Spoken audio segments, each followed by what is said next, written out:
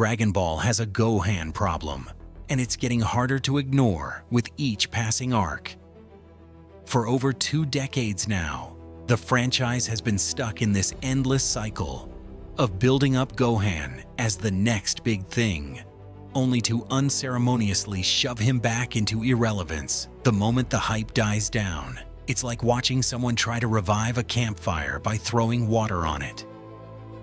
The intention might be there, but the execution is completely backwards, and fans are getting tired of being promised a Gohan renaissance that never actually delivers. Let's rewind to where this all started.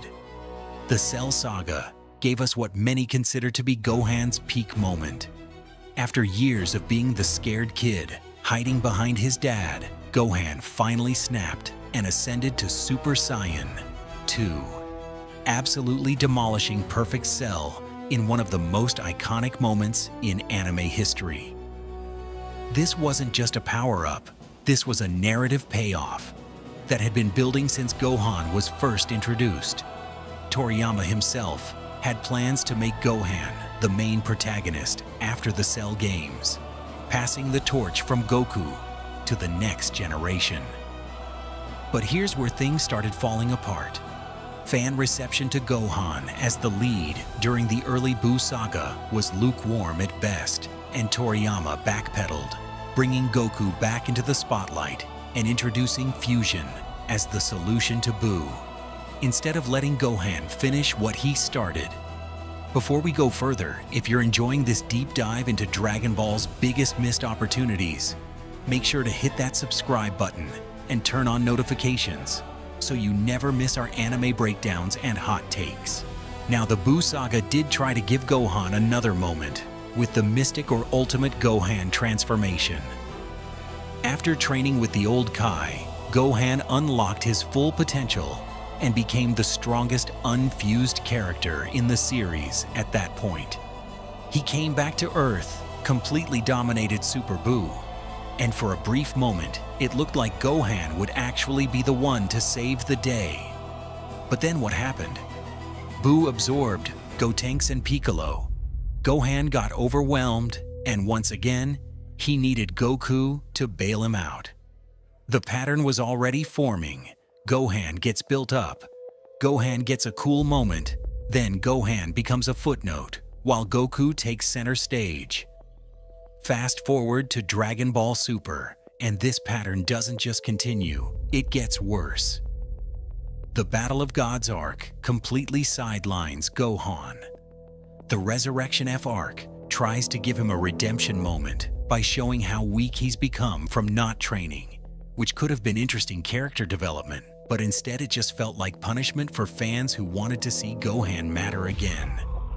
He gets one shot by Frieza, has to be revived by Whis rewinding time, and the whole thing just reinforced that Gohan had fallen from grace in the worst way possible. Then came the Universe Survival arc, and this is where the false promises really started piling up. The Tournament of Power was marketed as Gohan's big comeback. The promotional material showed him in fighting stance. He was made the leader of Universe 7's team.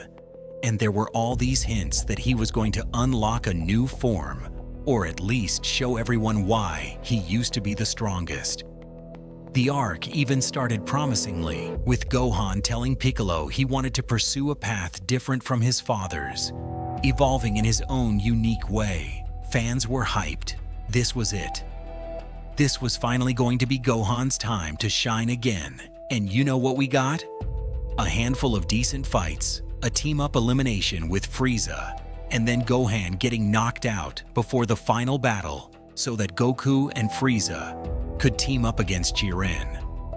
Once again, Gohan was just a supporting character in what was supposed to be his arc. The promise of a new form never materialized. The unique evolution he talked about never happened. He just fought in his mystic state, had some cool tactical moments, and then stepped aside for the Goku and Vegeta show to continue. If you're frustrated hearing about this, just like I'm frustrated talking about it, go ahead and subscribe to the channel, because we're going to keep calling out Dragon Ball's narrative failures until they finally do right by our boy.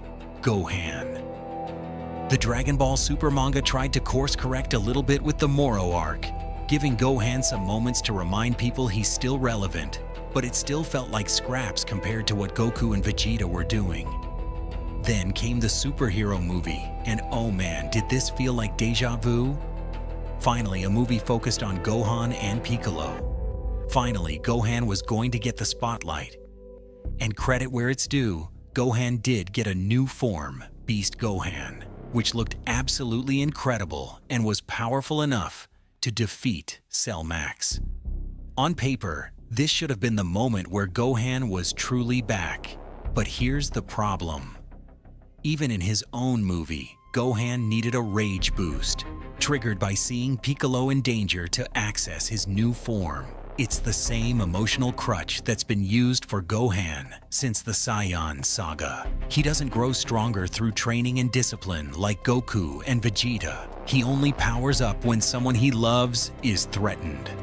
And while that made sense for his character early on, after decades of this same formula, it just feels lazy. It's the writers admitting they don't know how to develop Gohan beyond this one emotional trigger. What's even more frustrating is what happened after the movie. Beast Gohan should have been a game changer. It should have put Gohan back in the conversation as one of the top fighters in the multiverse. But the manga's handling of the form has been questionable at best, and there's already this sinking feeling among fans that Beast Gohan is going to be just another transformation that gets forgotten or power crept within the next arc. Because that's what Dragon Ball does now. It introduces new forms, not for character development, but for merchandising and hype cycles. The core issue is that Dragon Ball doesn't actually want Gohan to be a main character, but it also doesn't want to fully commit to him being a side character either, because they know he's too popular to completely shelf. So instead, we get this middle ground where every few years, they tease a Gohan comeback, generate buzz and nostalgia, sell some merchandise, and then quietly push him back to the sidelines once Goku and Vegeta's next transformation is ready to be unveiled. It's narrative blue-balling, and it's disrespectful to both the character and the fans who have been invested in his journey since the beginning. Don't forget to subscribe and hit the bell icon if you want more honest anime discussions like this one. We're not afraid to speak truth to power when it comes to our favorite series. Here's what makes this especially tragic. Gohan had everything needed to be an amazing protagonist. He had a unique perspective as someone who didn't live for fighting like his father. He had the intellect to approach battles strategically. He had untapped potential that even the gods acknowledged. He could have represented a different kind of strength, one that balanced power with wisdom, fighting ability with scholarly pursuits. But instead of exploring that nuance, Dragon Ball keeps trying to force him into the same mold as Goku, making him chase transformations and power levels, while simultaneously refusing to let him actually keep up with Goku and Vegeta. The comparison to how the series treats Vegeta is stark.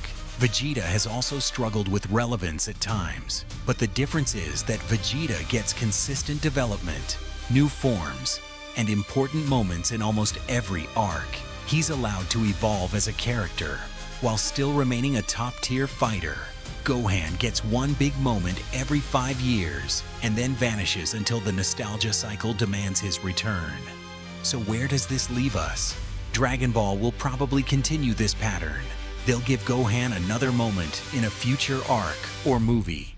Fans will get excited, and then he'll be relegated to the background again, while Goku discovers Ultra Instinct 2.0, or Vegeta unlocks Ultra Ego Perfected, or whatever the next power-up is. The franchise has shown us time and time again that it's not willing to commit to Gohan as a central figure, but it's also not willing to let him go completely.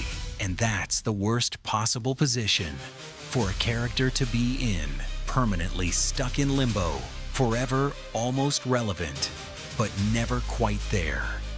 Make sure you're subscribed so you can join the conversation when Dragon Ball inevitably does this to Gohan again in the next arc, because we'll be here to talk about it.